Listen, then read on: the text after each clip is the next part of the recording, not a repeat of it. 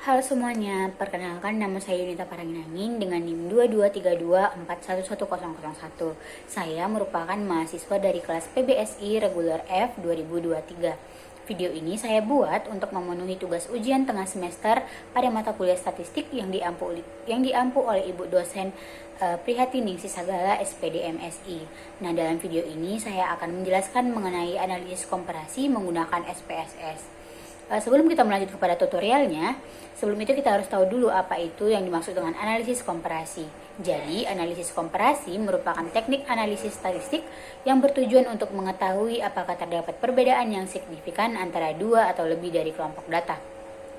Analisis ini digunakan ketika peneliti ingin membandingkan suatu variabel berdasarkan perlakuan, metode pembelajaran, kondisi, atau kelompok tertentu.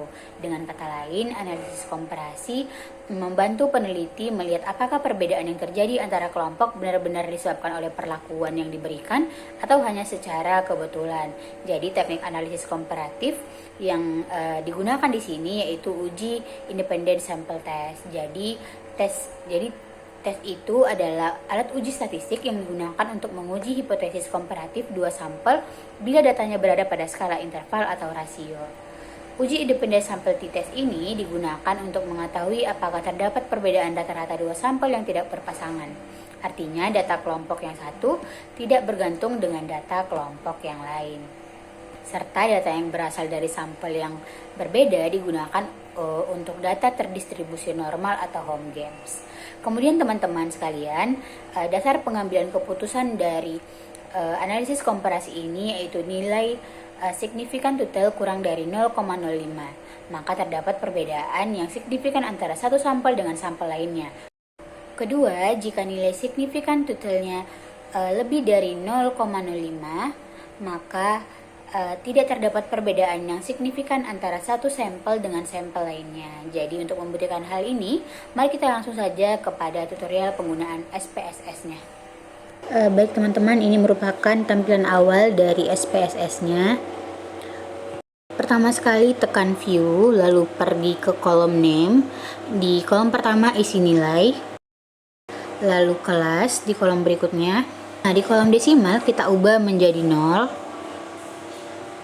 Karena nilai pada data kita itu tidak berbentuk desimal. Lalu kita pergi ke kolom values.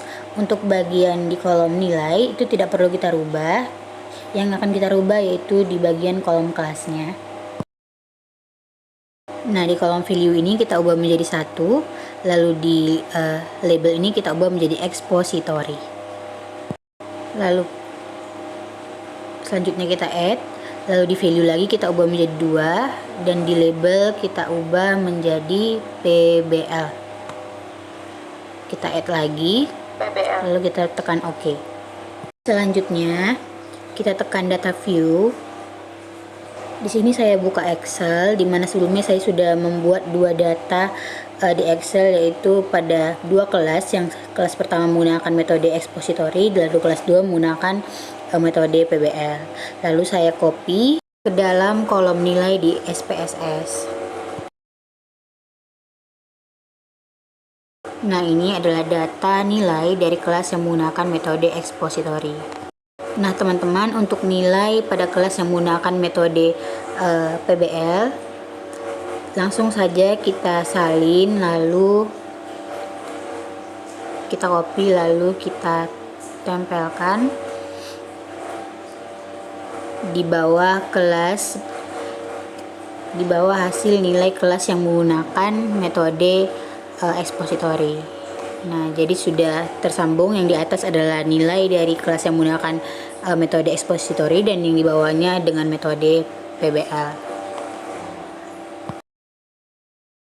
Nah, selanjutnya kita akan mengisi kolom kelas pada SPSS. Kita salin dulu datanya dari Excel.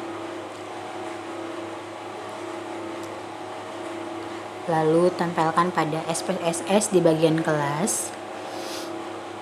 Sebenarnya teman-teman bisa saja kita mengisinya secara manual, tapi itu akan memakan waktu yang sedikit lama, yang cukup lama. Jadi saya terlebih dahulu membuatnya ke dalam Excel agar saya bisa copy lalu masukkan ke SPSS. Nah, sekarang kita salin lagi pada bagian kelas di PBL. lalu kita tempelkan di SPSS untuk yang PBL. Nah, teman-teman sekalian, untuk memastikan apakah nilai ini tepat di bagian kelas 1 atau kelas expository, kita pergi ke bagian view, lalu tekan value labels. Di sini sudah tepat ya teman-teman, dari nomor 1 sampai 30 itu merupakan kelas expository, dari nomor 31 sampai 60 merupakan kelas PBL. Selanjutnya kita pergi ke analyze, lalu kita pilih confirming, kita pilih independent sample t-test. Selanjutnya kita klik nilai, lalu kita masukkan ke teks variabel, lalu kita klik kelas, kita masukkan ke grouping variabel. Di sini masih ada tanda tanya, maka kita klik define groups, kita isi grup 1 menjadi 1 dan grup 2 menjadi 2, lalu kita klik continue, kita klik OK.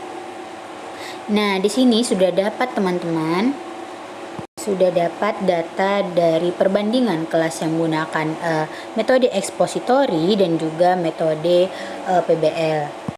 Nah, bisa kita lihat pada signifikan to nya, hasilnya itu lebih kecil dari 0,05. Nah, rekan-rekan sekalian, kita kembali pada dasar pengambilan keputusan tadi. Nah, teman-teman sekalian, yang apabila nilai signifikan totalnya kurang dari 0,05, maka terdapat perbedaan yang signifikan antara satu sampel dengan sampel lainnya. Dan apabila nilai signifikan totalnya lebih dari 0,05, maka tidak terdapat perbedaan yang signifikan antara satu sampel dengan sampel lainnya. Nah, sebagaimana yang terlihat pada halaman SPSS saya tadi, bahwa data signifikan totalnya lebih kecil dari 0,05, yaitu 0,01, itu berarti ada perbedaan yang signifikan antara kelas yang menggunakan metode expository dengan juga kelas yang menggunakan metode PBL. Nah, teman-teman sekalian, demikianlah tutorial mengenai analisis komparatif menggunakan SPSS. Semoga tutorial ini bermanfaat untuk rekan-rekan dan teman-teman sekalian yang menonton. Terima kasih.